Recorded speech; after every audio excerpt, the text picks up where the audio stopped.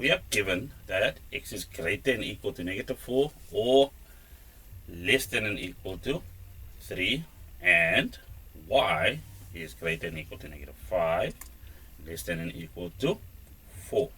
Find the largest possible value of x squared.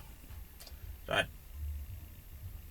They want the largest possible value of x squared, which means we've cut out the values of y and we are only meant to look over here. Now, it doesn't matter whether the value is positive or negative because we are going to square it, which means we're just looking for the largest possible value to square, which means we look at the values without the signs, and in this case it's going to be just -4 times -4, which will be equal to 16.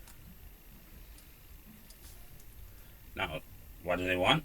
Next would be the smallest possible value of x, y. Now, if you have a look at it over here, it would be sort of an idea to just have a look at the boundary values, okay? Because that's a boundary value, that's a boundary value. So that's 4 and 3, and then we have -5 and 4. So if you were to think about this, we can multiply 4 with 5, and that gives us 20. So that value goes out because it's not the smallest. Definitely won't be the smallest. If we multiply 4 with -4, we are getting a -16. Then let's have a look. What else can we do? We can multiply 3 with -5, and that gives us -15.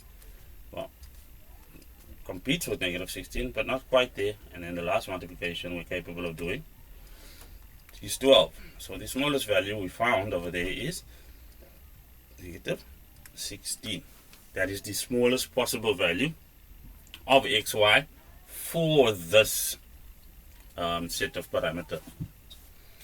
Now, the value of y, if y squared is equal to 25. Now, we know that if we're saying y squared is equal to 25, therefore y is equal to plus or minus the square root of 25, which is equal to plus or minus 5. It should stand to reason that what they're looking for over here is -5. Simple as that. Ooh, that's a bingo.